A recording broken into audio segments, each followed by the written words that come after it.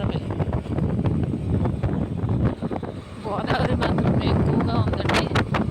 అంటే ఇక్కడ వాటర్ ఉండదు కదా,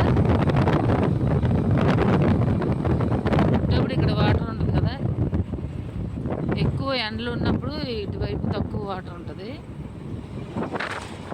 ఇప్పుడు వాటర్ ఫుల్గా ఉందన్నమాట. ధవళేశ్వరం బ్యారేజీ దగ్గర అయితే